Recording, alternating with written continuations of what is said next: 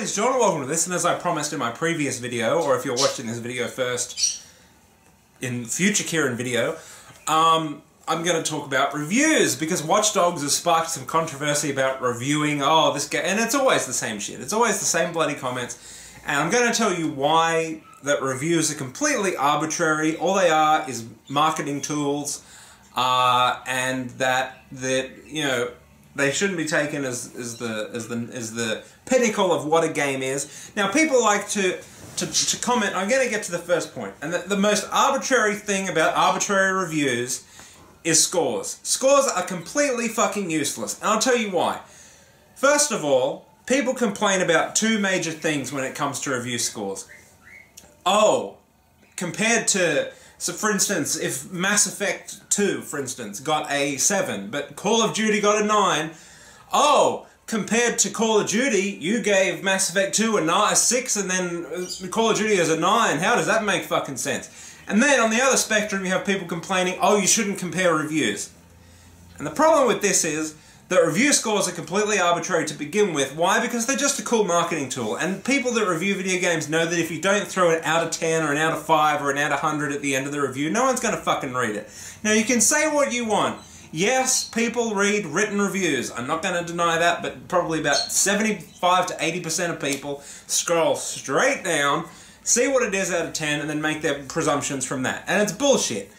And the reason that comparing them is bullshit is because without comparing them, a number means fucking nothing. So if Grand Theft Auto didn't get a 10 and didn't get a 0, then if something gets a 6, what is it compared to what? And you can't really compare video games. You can't. The thing that really shits me is that sports games, for instance, like NBA and FIFA get 9s.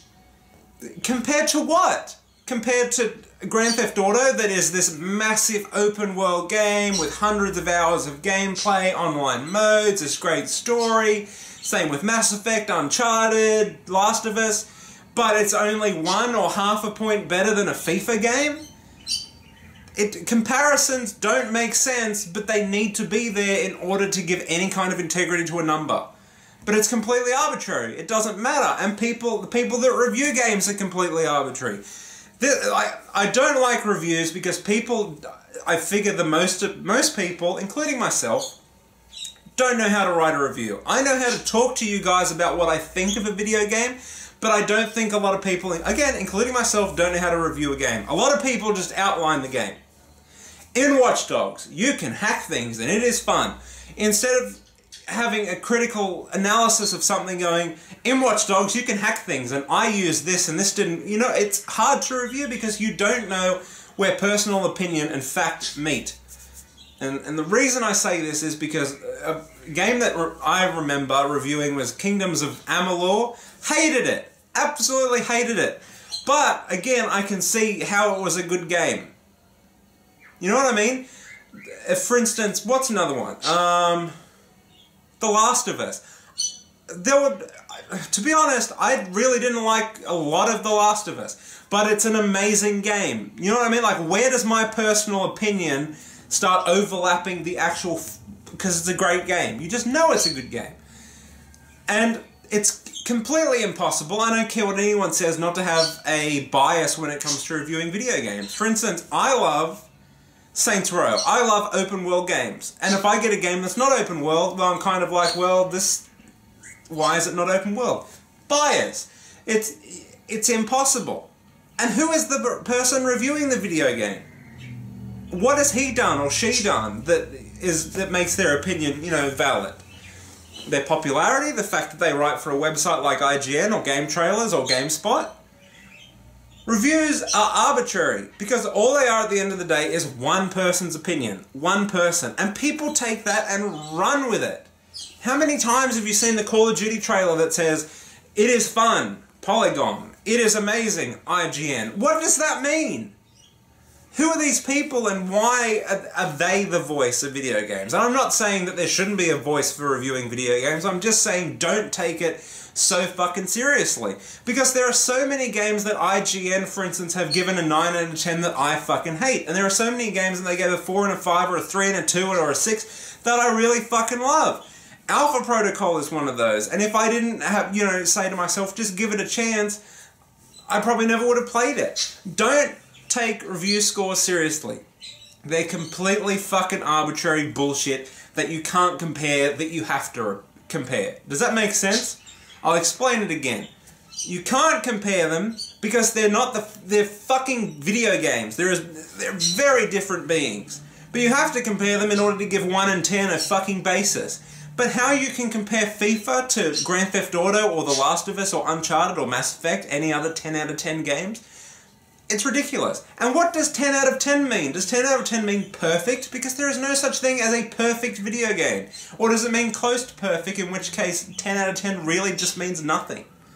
And since when did 8 become the cutoff? A 7 and a 6 is still above fucking 50%, by the way, which still means it's a good game, just because it's not a... I see people all the time, not a 9, I'm not buying it. Well, you're a fucking idiot. You really are. There are so many great games I can name off the top of my head that didn't get a 9 from major review sites. Watch Dogs is one of them. Saints Row 2 and 3 and 1 never got it above a 9, and they were amazing games. What I'm looking at, what else have we got over there? Alpha Protocol. Don't care what anyone says. That was an amazing game. I'm sure you guys have got amazing games that got below a 9 that people are not going to buy because it didn't get a 9 from IGN. You know what I mean? Popularity doesn't mean that they're the be-all end-all of reviewing video games. Play for yourself. Ask friends. Rent it if you have to. Just give games a chance. Don't, you know, not play video games because IGN gave a 7. It's ridiculous. A 7's still a fucking good score. Video game reviews are completely fucking arbitrary, and that's why I hate writing them. I hate doing... And I don't do them anymore, to be quite honest, because the best review you'll ever hear is from somebody that spent the $60 and fucking bought the game. Because their money's on the line, not yours. Or not a company's. So that's why I like to buy games and talk about them on here. Because it's off the top of my head, I don't write anything down. I'm sure you've noticed that. And I've bought the thing. Well, not so much lately, but you understand my point. So yeah, that's why I like people like Angry Joe and NoobTube when they were around, because, you know, not always did they buy the game. I very doubt that Angry Joe has bought any video games, but he's not afraid to call out the bullshit and to, you know, review things. I don't believe that he gives scores out of 10 because they're useless. I have so much respect for written reviews that don't give a score, because you actually have to read it. And I've had this argument with journalists in the past, but that's why YouTube reviews are so popular, because people don't have to read. I again throw my hand up. Would I rather read 1,500 words or watch a 6-minute video? I'd rather watch the video. And you can't condense as much information into a 6-minute video as you could into a 3-page review. And it's a pain in the ass. But then again, you have to understand that's one person's opinion.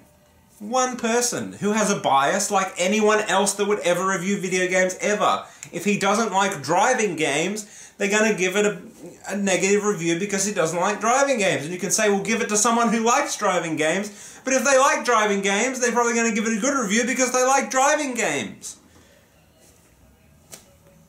So be your own authority. Review your own games. Power to the people. Until next time, I'm out. Rate, comment, and subscribe. Tell me what you think about video game reviews. And that's it. Au revoir.